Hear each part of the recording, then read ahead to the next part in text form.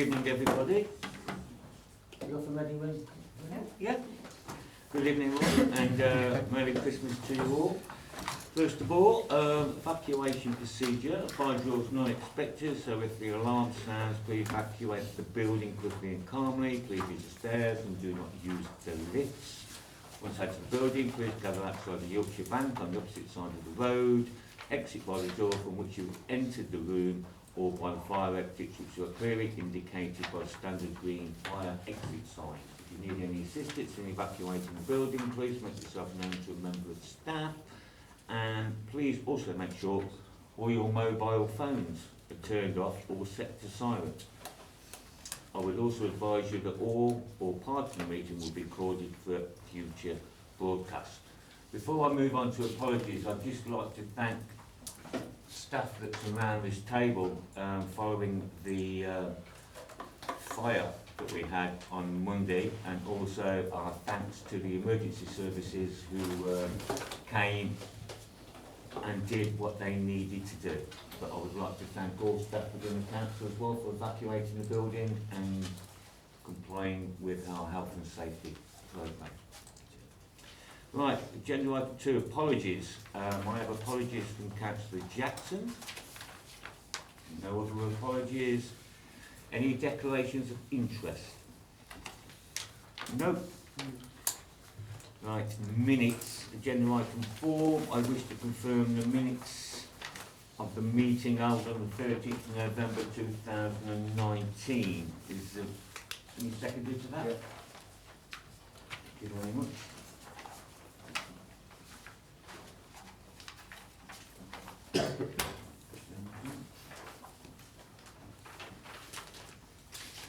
Public consultation? None? Yes. Oh no, oh, testing, testing. Right, on agenda item 6, the leisure facilities options and consultation, we have Councillor Condico, Councillor Hancock and Mrs Condico. Yes, agenda item 7, Councillor Condico, Councillor Hancock and Mrs Condico, and agenda item 11, Councillor Condico. Yes? So,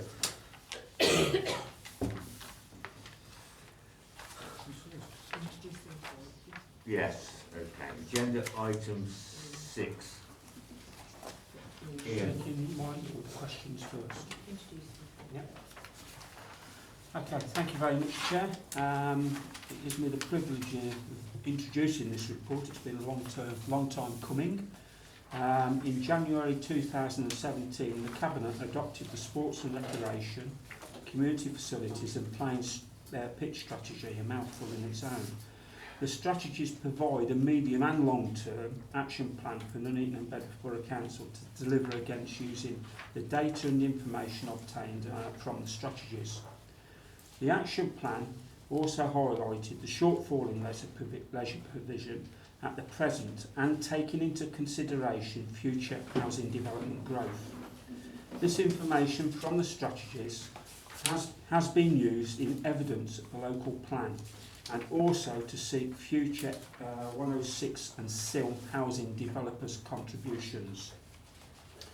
Meeting in January, a further recommendation was approved to set up a cross-party member working group to review the action plans and provide a strategic direction and guidance on future delivery of the priorities. In April 2018, Cabinet approved the outcomes of the cross-party members working group and requested a high-level work to be undertaken to support the future leisure needs, looking at Bedworth Leisure Centre as an activity hub, Pingles Leisure Centre as an activity hub, and Top Farm site to develop enhanced facilities at a new secondary school site to provide further physical activities and a health hub. The current position, work has progressed on a high-level review and working with Sport England on Strategic Leisure Limited.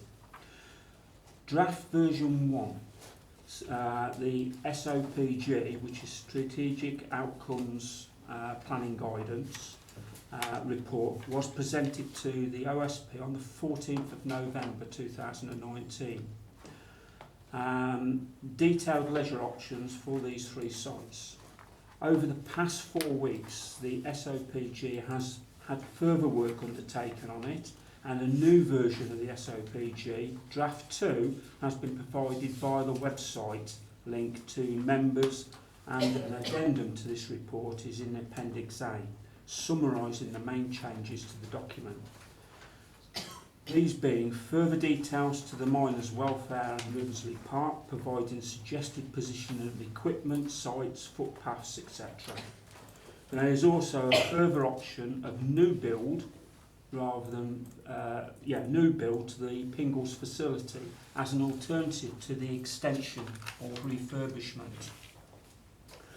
As part of the work, it's now felt that some high-level consultation in the early new year, January, February, is undertaken to seek feedback from key partners, the public, on options being recommended.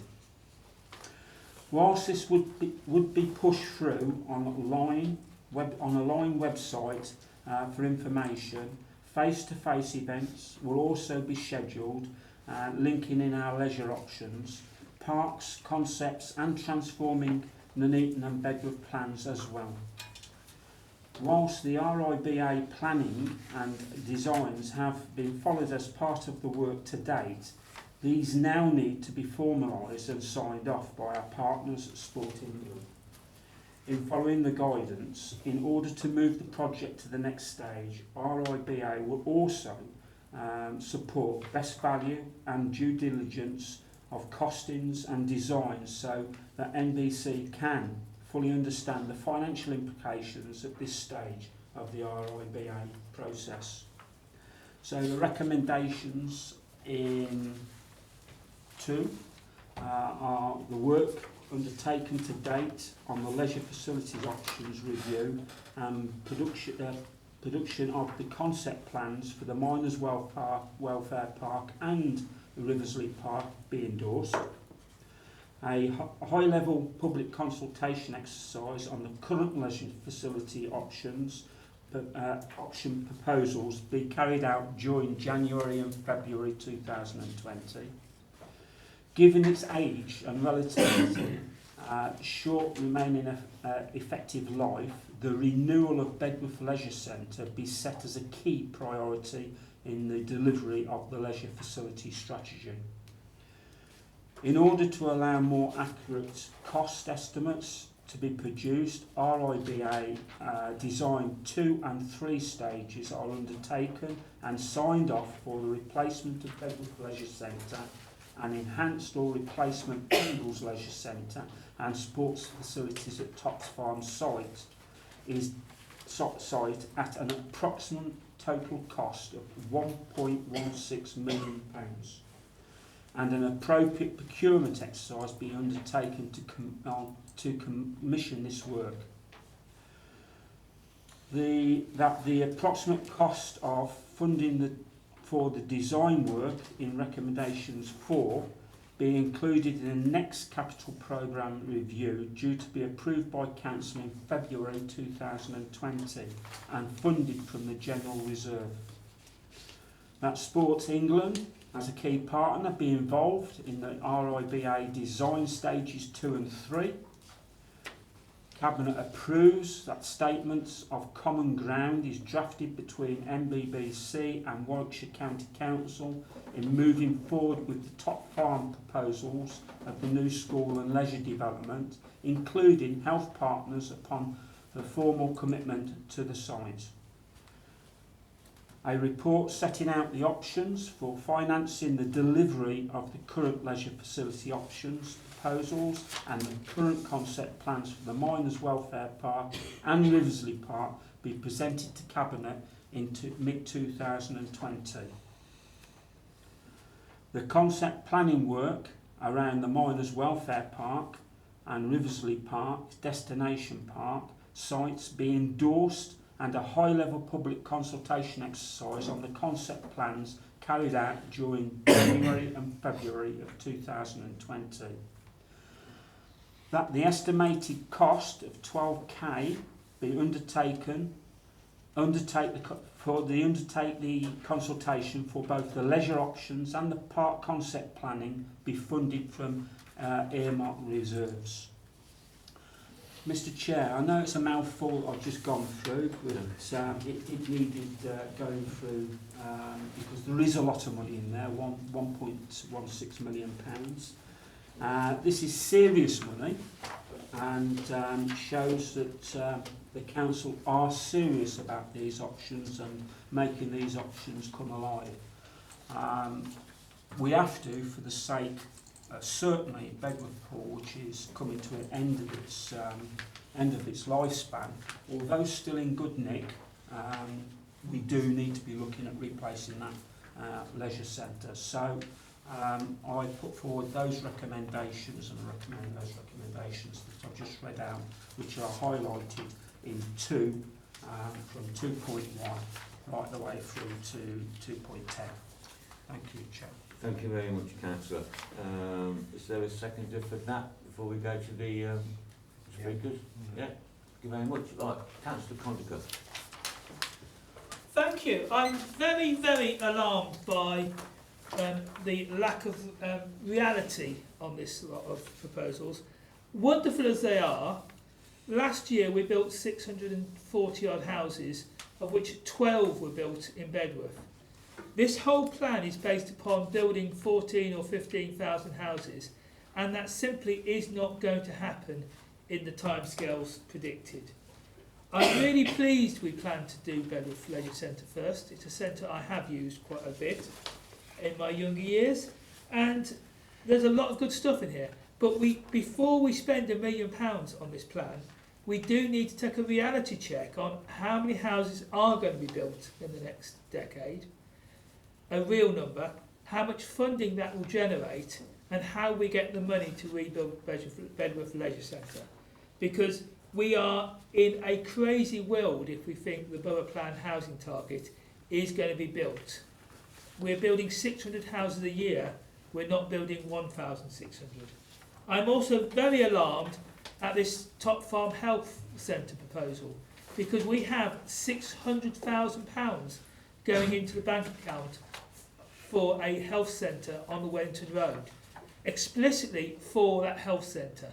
So we're going to burn £600,000 worth of money if we do not build the health centre on the Wellington Road and lose a site for the health centre. So to come in at this late stage with a development for a health centre on a different site that is many years away from being ready is totally lunacy and will deprive my residents of a new GP surgery for many years. And there's no certainty that this alternative GP surgery will be funded. The one for the Wellington Road has a good chance of being funded and built in 2 years if we do not have a crazy plan to build one on a site that is yet to get planning permission. This document is also full of loads of typos. It would have been nice if some had been corrected. But it's just, we need to check these things out. I'm glad you're doing a consultation. I hope we sort out this health centre issue, because moving the health centre when all our Section 106 agreements have been written in a certain way is a disaster. And the council does this thing time and time again. It doesn't work through the implications of what it's doing and talk to the people who know about the Section 106 agreements to see whether these fine-looking plans actually totally muck up us getting a new GP to Wellington. There is also a massive need to get things like cycling integrated into the plans, and hopefully integrate Bedworth Park, the Miners' Welfare Park, more into Bedworth Town Centre, so there's less of a barrier where the ring road, Whitepiece Ringway is. Thank you. Thank you. Councillor Hancock. Right, thank you, Chair. Just before the clock starts, Chair, if you'd be lenient with me, I just wanted to say I attended a meeting of the full council at the County Council yesterday, and I just wanted to pass on that there was unanimous support in comments about how the officers of this council reacted so well to the situation on Monday, as well as the fire and rescue services. I just wanted to pass that on so that you knew about that. Thank you very Right, in regard to this item, Chair, I have to say that the whole strategy that's in front of us shows a real commitment by this council for the future provision to residents across the borough. And certainly from a personal basis, people in this room will know that I've long been calling for a new Bedworth leisure centre. It's pretty well worn out. I probably don't agree with Councillor Lloyd's comment that it's in pretty good nick. It's in pretty good nick for its age, but it's past its sell-by date. And so I'm really pleased that that's been incorporated, that be the priority within it. What I would like to ask, and it probably, I don't know how you could make it a special part of it, but during the consultation, I'd like it to probably be a bit more inclusive of the poorer areas in the borough. We don't seem to be able to get a high take-up of people that are most in need of these types of facilities. The majority of people that use them tend to come from the more affluent areas traditionally. So I hope the consultation as part of that, we can look at how we encourage more use by those other areas, because certainly it will help to increase the health and well-being of all our residents. I was interested to hear Councillor Condagore say that he used it in his younger years. It just shows how old the Bedworth Leisure Centre is. Thank you, Chair. Thank you. Thank you, Councillor Hancock. Any questions? And that's my town 54. Mrs. Condicott. Yeah, I don't want to say too much. I did actually speak on this also when it came to the scrutiny meeting. But there are two things I do want to raise. One is, and I think Keith already alluded to it, I think it's very, very premature to be talking about all the things on Top Farm when that hasn't even gone to planning committee for any of the things involved in the application, the housing or any parts of it. And also, I've got one I was going to say now on that bit. Never mind, I'll come back to it if I remember. And so I did speak at scrutiny, and I'm very surprised that, not necessarily on this paper version, but certainly I saw it was version 2, draft 2 or whatever, that was the link on the web, which is what I would, did. And it's still, despite me having said the planned outcomes at number 4, this is on page 5 of the paper copy, reduced incidence of mental health across the borough. I said it very clearly and things, it is a reduced incidence of mental ill health. We want more good mental health, not less. So that is really, really quite poor, I think. And also the key performance indicators, I don't know, it doesn't seem to be in this bit. I'll put it was on page 68 of the PDF and 64 of the copy, I think. It said about reduction in impact of mental health on adults, and one was for children and things. And again, if people have got good mental health, there is no impact. Surely it should be a reduction in the impact of mental ill health on adults and children. So that certainly needs, clarifying quite carefully, because there's a huge difference. I'm just trying to remember what I was going to say on that Top Farm bit. It wasn't anything I'd written down. No, sorry, it's gone. Okay. That's all right. Thank you very much for your comments, and officers have taken note of the mental ill health comments, and that will be corrected when it came in. Thank you very much. Ian? Yeah, just come back on a couple of things. Now, firstly, the big one, actually, from the housing, there's only £4 million, I think I'm right, Kevin, coming from housing development, according to this report. £4 million towards the swimming pools and sports halls additional capacity. Additional capacity. So it's only paying, the housing is only paying for a small proportion of the expansion of these swimming pools and these sporting facilities. The rest, and I did a quick calculation, 51 million across the whole lot. So you take the 4 million off that, you know, that's what's left that we've got to find across all three sites. It's a massive amount of money. We've made Bedworth Pool the priority for obvious reasons that Councillor Angus is quite right. It's in good nick for its age. You know, we've done the roof, we've done the windows, we tried to keep up on it. We even rebuilt the wall when the bus knocked it down. So we've done everything we can to try and keep it in the tip-top condition that we can. But the tank and the equipment that is used to the pumping station, etc., at Bedworth Pool are at the end of their life. And if any one of those two go, then we're going to be looking at building a new pool anyway. So the pool's got to be built no matter what. The expansions that we're talking about at Pingles, Top Farm has been mentioned, may not happen. It may not happen, but we're still going to plan for it in case it does happen. So we still have to plan.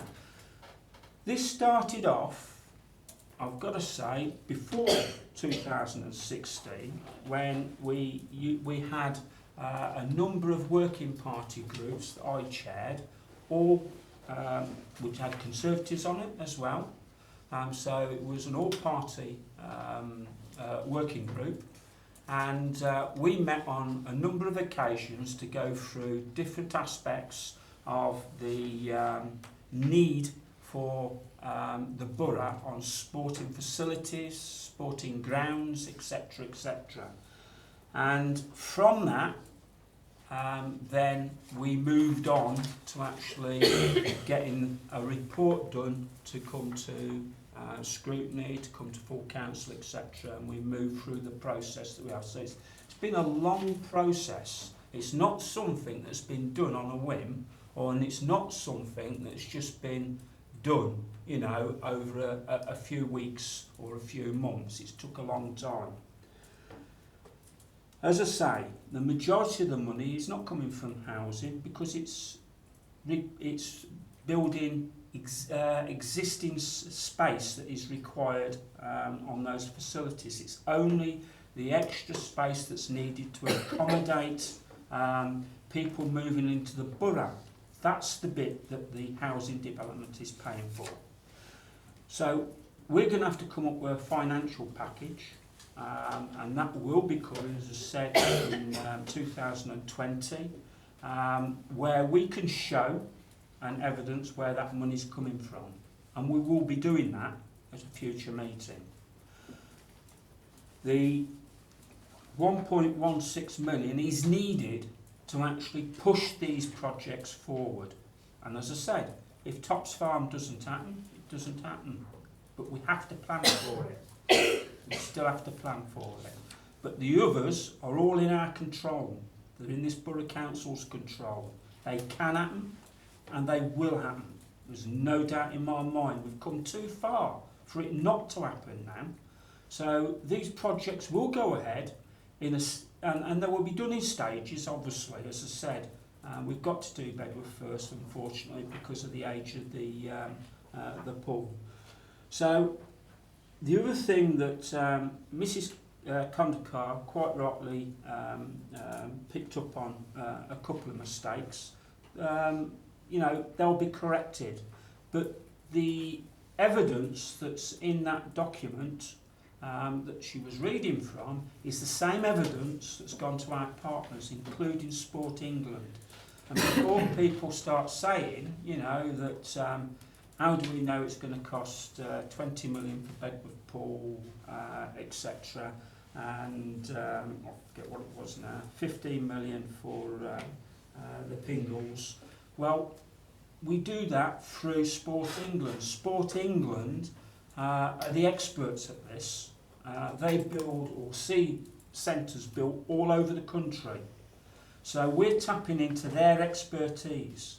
We're taking on professionals through consultants to actually do that work for us and to come up with the exact figures so we know what we're dealing with. And that's why I say early in 2020, hopefully there'll be a financial package put forward to Cabinet and to full council. I'll finish by saying again, this is reality. This is happening. It's not something that's just been plucked out of the air. It's not something that's just been done for electioneering or anything else. This has been going on behind the scenes, to my knowledge, from around about 2015, when we first brought this up through the working groups. So it's been going on a long time. We're coming to the end of it now. We're coming into the final process of planning for it to really happen. And I look forward to these facilities being delivered. Thank you. Thank you very much, Councillor. Right, Cabinet, we've had a proposal and seconder. Show of hands on moving the recommendations forward.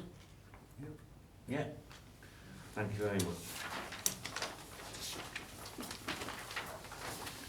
Agenda item 7, General Fund and Housing Revenue Account, Quarterly Budget Monitoring Report, Update, page 18. Right, I'll outline the report first. Thank you very much.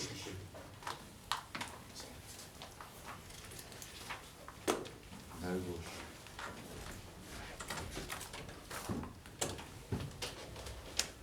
The report sets out the forecast outturn position for the General Fund, HRA and Capital Programme as at the end of September. Section 4 summarises the current General Fund forecast outturn position, which is an adverse variance of 268k, which is an improvement of 70,000 compared to the first quarter. The main reason for this variance remains the increased demand for temporary accommodation. As we all know, that has been a major burden for this council. Further details on variances for the year for the General Fund are shown in Appendix A. Appendix C also includes some of the requirements within the General Fund revenue budget to reflect changes in the use of our earmarked reserves, and the Cabinet are requested to approve those. The HRA is currently showing a small favourable variance compared to the budget of 64,000, and further details are given in Appendix B. Section 5 of the report details the key spend pressures for the year so far, which include a reduction in income from recyclable materials down to the market changes, as well as the increased demand for temporary accommodation, as stated elsewhere. A summary of key income generators is shown in the table at section 6, and this shows a mixed picture so far. Obviously, as a council, we will continue to closely monitor these for the rest of the year, and a brief update on the capital programme is shown at section 8, which includes details of a number of environments requested for approval for both the General Fund and HRA capital programmes, and the updated programmes are attached to Appendix D, and the recommendations are shown in section 2 of the report. Councillor Condico. Thank you very much, Chair. Firstly, page 26, £6,000 additional cost of Mayor's car due to lease. We're at the point where we have to ask why do we keep paying more and more and have continuous escalating costs for the Mayor's car. I'm a massive fan of the Mayor and all the stuff the Mayor does for charities, etc. But really the car is an issue we need to look at. Money also is £23,000 of extra council tax for empty council properties. You keep telling us how big the problem we have with homeless people and waiting lists, etc. And we're paying £23,000 extra council tax on properties that the council owns that are empty. And this money doesn't come back to the council, it gets divided, so we only keep 13% of it. Most of that money is then lost to the borough, and we've got empty properties. We also have the usual market stall income down and down and down. We really need to be boosting that. And car parking. Both me and Michelle have repeatedly warned the council when it did its deal with Road Walk and Pure Gym that this was a bad idea to actually do it the way it was doing it. We didn't disagree with the principle of getting Pure Gym in, but the way the arrangements of the car parking were arranged, so we've got no idea how much concessionary tickets we're giving away. There's not even a token 10 pence per ticket. Yeah, it is now being flagged as a serious issue on our car parking income. Me and Michelle keep telling you things, silly ideas, and 3 or 4 years later, it comes out, we've got a problem with this issue. Also, Civic Hall. As you should know, I'm a massive fan of arts and entertainment. Yeah, we had the carol singers downstairs, including the cast from the Civic Hall Panto. Absolutely marvellous, the Civic Hall Panto. What I think we should do is make a profit from the bar and the catering. And although I'm not into privatising things, I think the bar and the catering at the Civic Hall should run at a massive profit for some private operator who then pays us a nice handsome fee. I cannot see why we keep only breaking even on a Civic Hall where we've got a captive market for food and drink. Lots and lots of things I can pick up. The final one I wanted to highlight was we got rid of the wardens at places like the Red Hand Court and the Chimes. We're now having to have fire wardens in at night because of fire concerns. That's another cost that doesn't seem to be thought about. I don't know how big a burden that will be on the council. Thank you. Any questions? Points of clarification? Just clarification, Chair. You said we got rid of the wardens at the Sheltered housing. independent living units. We didn't, as a borough council. It was the county council that cut the budget. The fire wardens are in to keep people safe, yeah, because we've discovered a few problems. Which we knew would happen. No, we didn't. We didn't know would happen because we were not fortune tellers. So we've discovered some problems. So we've got some security guards in to make sure that our residents are kept safe in the unfortunate circumstances that there's a fire, because we can't predict when there's going to be a fire either. So that's just clarification. Thank you very much. Thank you, Councillor. Councillor Hancock. Yeah, thank you, Chair. I mean, I don't want to get into a tip about things, but it was the County Council that withdrew the funding that supported our sheltered accommodation. But Chair, obviously it's a large report and there's a lot of things in it, but sometimes when you get reports like this, some things jump out at you. And what jumped out at me in particular was item number 5, what key spend pressures are emerging. And it's about the impact on what government policies have for this council. And particularly in this instance, to do with hostel accommodation and, if you look across the page, right to buy. Something that, you know, we've got real positives in as much as the Spitalfields one in Bedworth, you know, is being used. It's a use of what used to be the old area office, and it's been used well. So that's obviously contributing, helping a lot of people. What I didn't like towards the bottom of that, of page 21, and it's maybe just the wording of my interpretation of it, but it's where it talks about the council is only able to reclaim approximately £98 per week, and then goes on to say when rooms can sometimes be £100 per night. That doesn't really put that impact on us out to the public. It should be saying £98 per week is all we can claim when it's actually costing us £700 a week. Yeah. And so I would rather see either done by the day, both things, or both, you know, by the week, whatever it is. And of course, the right to buy, whilst it's given lots of people the opportunity to buy, get a footstep on the ladder, there's no denying it. You know, although it was brought in by the Conservative government many years ago, successive governments haven't repealed that right to buy. And so that's what's had another massive impact on us being able to provide council accommodation to people. So that's a real thing. You know, it also begs the question, well, we're still trying to build some new council accommodation, but I question how, you know, how far in the future that can go on, bearing in mind sometime down the road people are going to still have the opportunity to buy properties at a massive discount. We can't rebuild properties for what we're having to sell them for. So certainly in the case of right to buy, I think it's long due that was revoked by whatever, well, we've got a government in for 5 years and maybe they'll consider that. But so they particularly jumped out at me, Chair, and I just thank you for letting me speak on it. Thank you. Thank you very much, Councillor. I think you make a very valid point there about the use of a weekly cost against a nightly cost when there's only, it would appear just £2 different, and anyone reading it could quite easily think it's £100 a night and we could reclaim £98 per night. We need to highlight that because homelessness is an absolute scourge on society. Anybody else? No, just make a change to that. Right, I'll just go through the recommendations. Sorry, I've got another speaker. Oh, sorry, Michelle. My apologies. My apologies.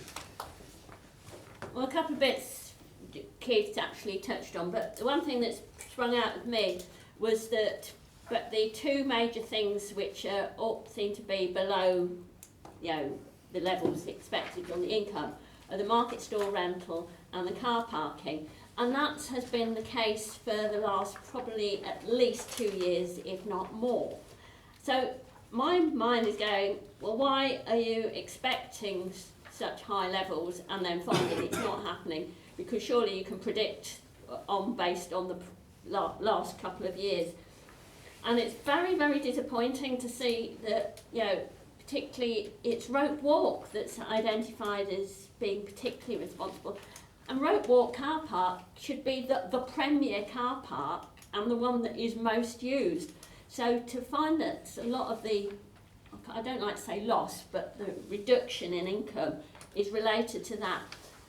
And if of an evening, orchestra rehearses at the United Reformed Church and things, and the number of people on an evening that are not even using the Rope Walk car park, they're parking all around that bit. I've had terrible trouble getting out from the URC car park. So, you know, it's a huge issue.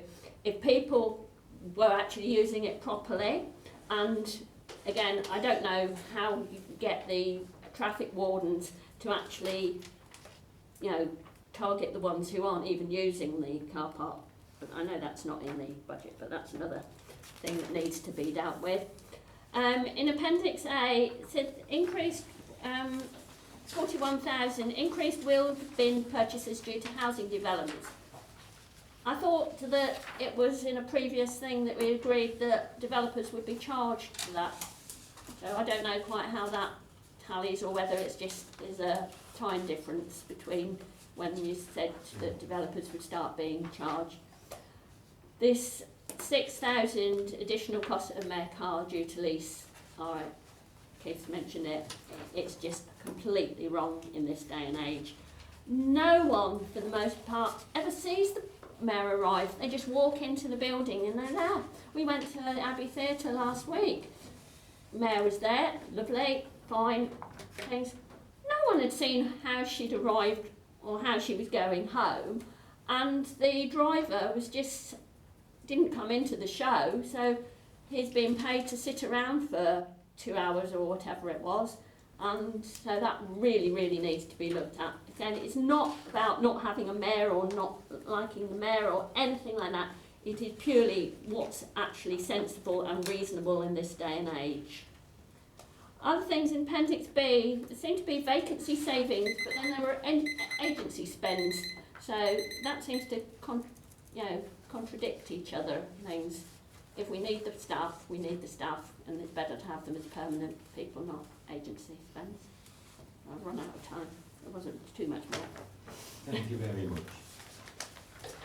Cabinet, the recommendations are that the forecast outturn for 2019-20 for the General Fund HRA be noted with regard to the key variances, that the varments for the General Fund revenue account as detailed at Appendix C be approved.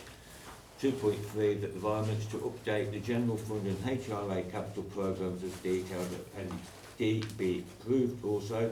And finally, 2.4, that delegated authority be given to the Executive Directors to carry out procurement exercises in accordance with the Council's contract procedure rules in order to deliver the capital programme for the HRA and the General Fund. Do I have a seconder? Seconded. Thank you very much. All those in favour of those recommendations, please show. Thank you very much. Move on to agenda item 8. No recommendations I see from the overview and scrutiny panels. Any other items? Right. And now we move on to agenda item 10. Yeah. Yeah. Merry Christmas, everyone. Yeah, Merry Christmas to you and your family. Right, we need to take a vote on the exclusion of public and press and recommend that under section 100A of the Local Government Act 1972, the public and press be excluded from the meeting during consideration of the following item, it being likely that there would be a disclosure of exempt information of the description in paragraph 3, schedule 12A to the Act. At this point, Seconded. all in favour? Yeah. Thank you very much.